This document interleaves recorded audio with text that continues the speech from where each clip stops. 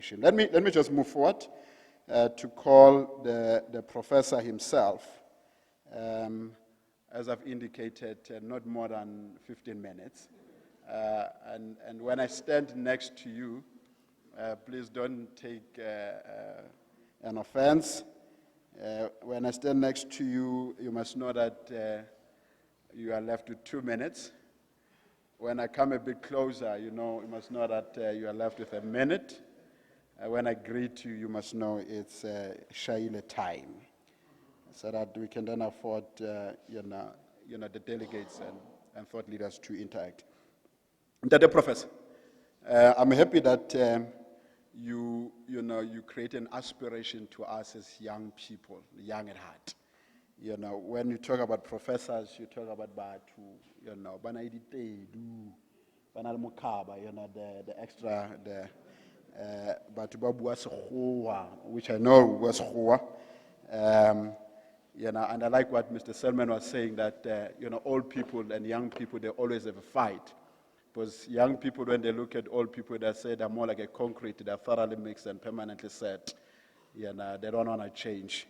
And you'll always have that generational mix and issues. Prof, can we give Prof a round of applause? I'm inspired. I'm going back to school now, so I could look after Prof. Prof, it's your turn. Okay, no, thank you very much for that. Good morning, ladies and gentlemen. I have to apologize, by the way, for coming a bit late. I'm a bit disturbed by the fact that I have only 15 minutes. You've just said I'm a professor. My lectures last 45 minutes at least. And you are saying that I've got only 15 minutes. I think this thing is going to communicate with that. It should. I'll try to stick to that. It looks like it is trying to, yeah. You see, I'm an engineer by profession. I'm a chemical engineer, actually. So my talk is going to be very biased towards engineering per se. And I think it does tie into what you're talking about here. The previous speaker touched a lot on the basic education part, but we all know that that conversation is never complete without linking it to what happens at higher education. So I think it is fitting for me to come from this end in the light of the previous message. The outline is going to be very brief. I'll look at the challenges that we face in teaching these kids from mainly underprivileged backgrounds, the institutional interventions that we've put in place, the impacts of those interventions, and perhaps briefly about what next and why should this be an issue that concerns all of us.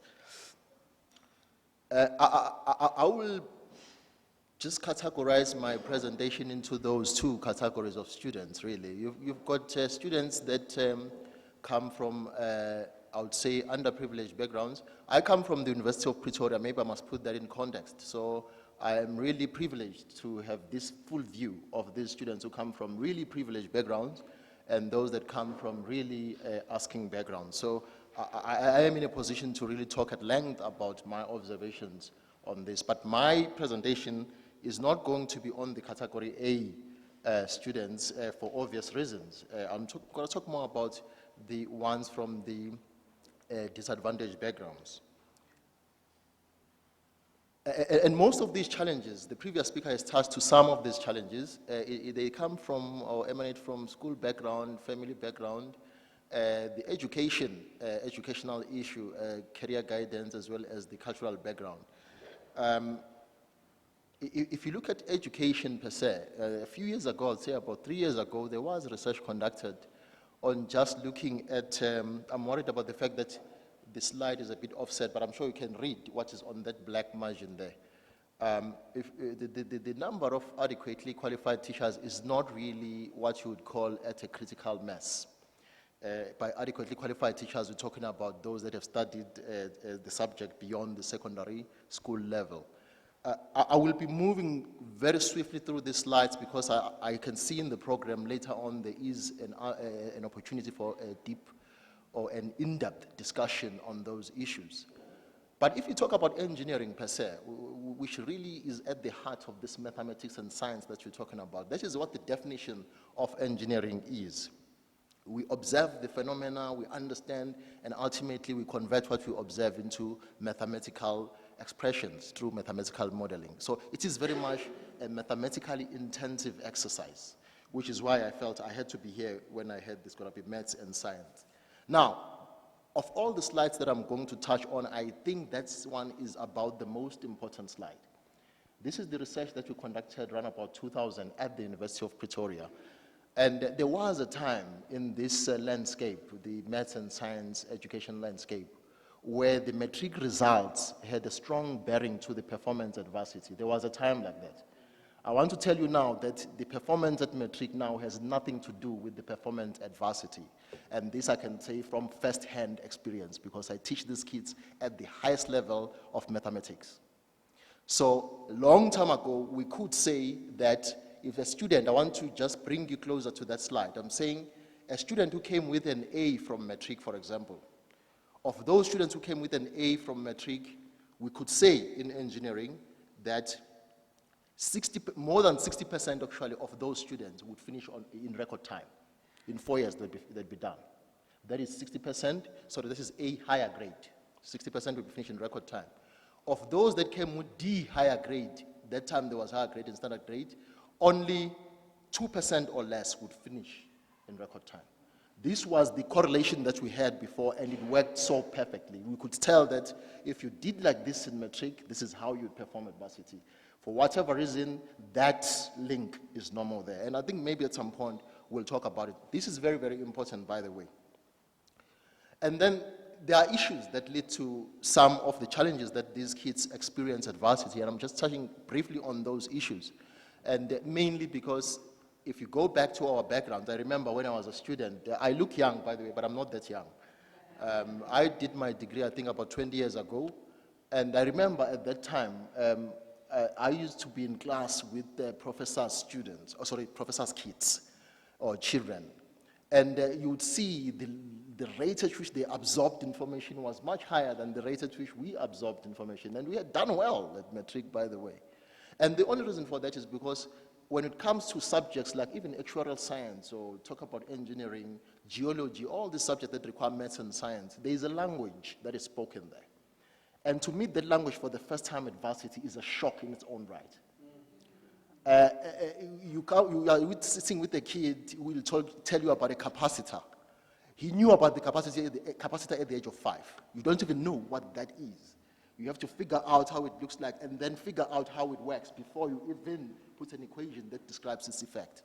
So it's so difficult. And this is one of the reasons we are mostly the first generation. I'm one of those. I was the first generation in my family to even get to university. And surely in my family tree, I'm still the only one who is a professor, which I'm really concerned about. That has to change. Again, most of these kids come to me sometimes. You find that at home there are so many unrealistic expectations which put them under pressure at varsity. If you want to do well at varsity, you must never be under pressure. It must be a very relaxed environment. If you're under pressure at varsity, that is just one recipe for disaster. You're not going to do well. And most of them are put under pressure.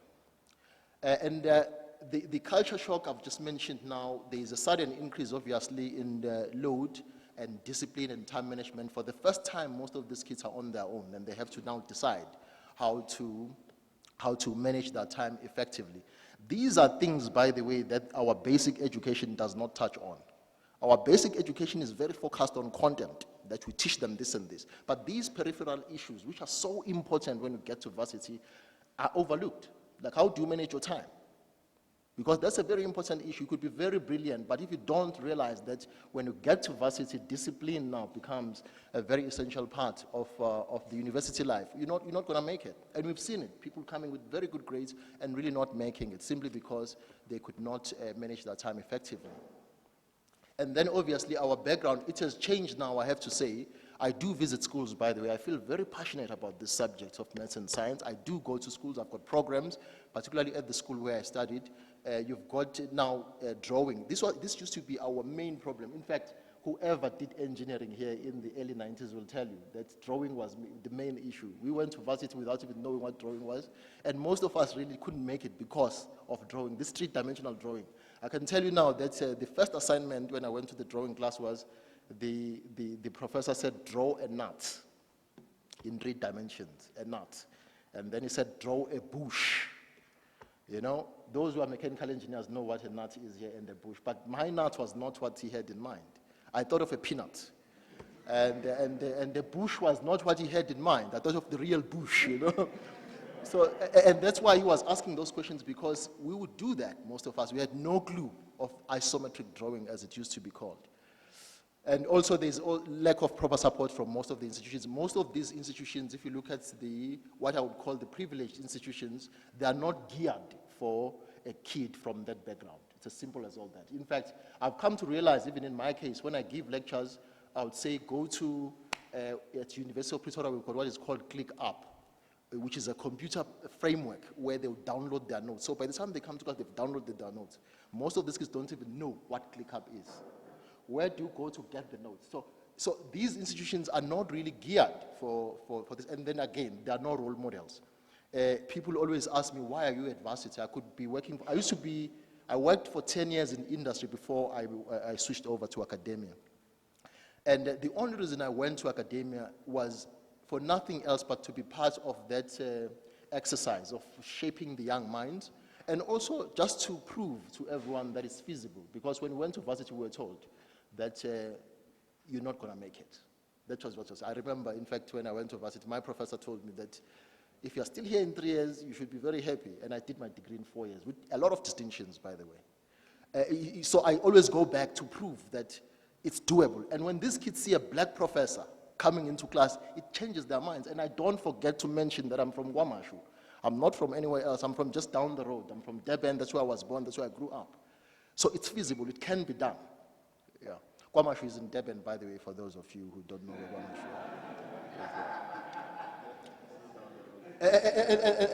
is. And then again, these are the results from our surveys, which put these challenges to the fore. 22% of these kids didn't know why they chose engineering. I'm one of those, by the way. When I went to varsity, I went to do engineering. And then they asked me, which engineering have you come to do? I didn't know that there were 9 streams of engineering. Then they started telling me mining, mechanical. I was confused. And then I went back home for a while. I came back. Someone said that chemical engineering is for the brilliant guys. That's the only reason I chose chemical engineering. There was no background whatsoever, which is why when someone says, come and say something to these kids, I don't miss that opportunity. I go and do that because I don't want someone to fall into that trap, not whilst some of us are here. At that time, really, they weren't only role models. There weren't many people who could have come in and helped us in time. So those are the problems that we have. And most of them think that there is a lot of money in engineering. By the way, there's nothing wrong with that. I think there's an element of truth in that engineering pays very well. Engineers are paid quite handsomely, which is why I sometimes ask myself, why am I in academia? You know, I could be working for Sasol, for example, and I can see the chairman of Sasol here, so maybe he might think something of me. But in any event, the cultural background also, that's the other issue. We know this, the issue of culture. Most of our kids, it happens a lot in our classes, they don't even ask questions.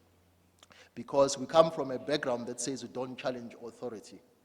You know, there's still that, and in all, I've seen this sadly enough, even where it should not happen at the highest level, where people would rather not enter into any form of altercation for them. And you leave thinking that they've understood. And then at the end, you realize they know nothing. Not because they're not capable of absorbing, but they've left too much time, that by the time it comes to an exam, they can no longer catch up. It's a cultural issue that we need to deal with. And I always emphasize that when I get to class, please challenge me. I like that. That is what I like. And then this slide is not very important. All I'm saying is, as a result of that, those issues, this is what we observe now between these two kids. You find that they are not confident. There's very limited interaction with other students. They are there to pass. Most of black kids that go to varsity, by the way, they go there to pass, not to learn. They want to get a degree because there's so much pressure at home to come and plow back. It's not about learning. There's no excitement about getting to the depth of what they are there for. That's the fact. And it all talks to those issues there. And also, they don't enjoy life at varsity. They are always working all the time. And then I've had a lot of those comments as a lecturer that I'm unapproachable. And then you can see the difference between I'm about to wrap up, by the way. If you look at I've got white students there, or you can call them now the privileged kids. That slide is not accurate because you've got a lot of black kids now who come from very privileged backgrounds. So I would say not white students, but privileged kids. We found that for 100 that go into varsity, 25 would finish in record time, 50 would eventually finish, and then 25 would just disappear. But if you look at those from underprivileged backgrounds, of the 100 that would go to varsity, only 20 will finish in 5 years. I did not even put 4 years here because in most instances there are very few that finish in 4 years. That number is insignificant. On average, those kids would finish in 5 years, and they've done very well if they do that. 15 would eventually finish, and 65 simply disappear. So those issues are issues that we need to address. And there have been some institutional interventions. At UP, we've got what we call a 5-year study program. UCT has its own program. UKZN its own program. VETS, for reasons that are beyond my understanding, used to have what is called a pre-bursary scheme, which they've terminated. So there's no more such thing as helping these kids now at VETS. And the idea behind our 5-year study program is simply to split our 4-year degree into 5 years, as you can see there. So what we've done is we've taken those 2 years and we split them into 3. And then after that, they can continue. And it has made some improvements. The only problem with those interventions, they tend to concentrate on the academic side, which I've just mentioned. They don't look at the softer issues. So what next? What could we do? I'm just saying that we will need more role models. We need a critical mass of people in academia. We need a critical mass of people. In South Africa, by the way, this is not at all, I have to declare to you, it is not at all appeasing that in South Africa, if you count the South African black professors, I don't think it'll go above 5. I'm sure most of you know Professor Marwala, who's my good friend. The lady that was supposed to be here, Professor Pakeng, is one of my good friends. She's one of those, but she's not in engineering, she's in education. If you talk engineering, mainstream engineering, I think there are only about maybe 5 of us in the whole country. And that's not something to laugh about. We should go back and look into it very seriously. We can't be proud of that. And for as long as that's the case, there won't be good performance. You need people who understand this kid's background to interfere, to make some proper interventions. If you don't know their background, it's not going to happen. In fact, I've got a lot of case studies. I'm putting together a book of case studies which shows that you need to have some knowledge or exposure to that background in order to understand the problems that they face. And then we'll also need some more mentorship programs. Okay, that's minor. And in closing, really in closing, as an engineer, I did declare to you, look at the engineering statistics at this point in time. I just want to draw you to that row over there. These are people with degrees from university. So of the registered professional engineers in South Africa at the moment, just above 10% are black. The rest are white. This is very recent, by the way. This was in 20. I used to be the vice president of the Engineering Council of South Africa, so that is credible enough. That information is credible. So that is that used to be my worry for a long time. It hasn't changed. And if you look at other countries, this is the last slide, Chair. This is the last slide. You can see this is where South Africa stands at the moment. In other words, you have to put together in a room 3,200 people to get one engineer in South Africa. How many of us are here?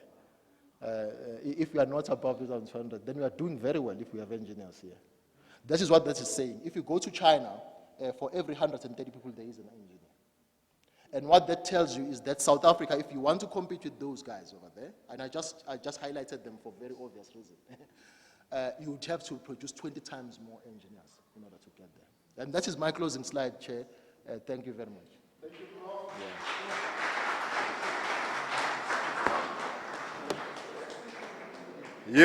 Yo. Hi, Professor.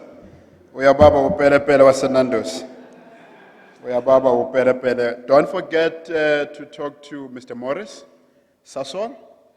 Yeah, please don't forget. I'm happy to be KwaZulu Natal, the only province with a surname.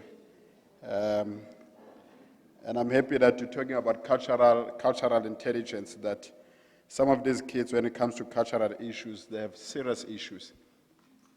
You know, there's one thing about, I'm a Xhosa speaking, by the way. There's one thing about Xhosas is that before we can accept anything, we deny it. You know that.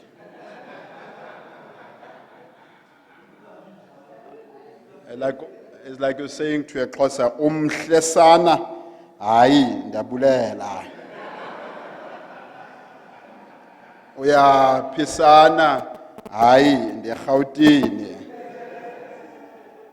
And that's part of cultural intelligence that we must develop when we deal with Xhosa-speaking people, that they will deny before they accept. Prof, thanks a million.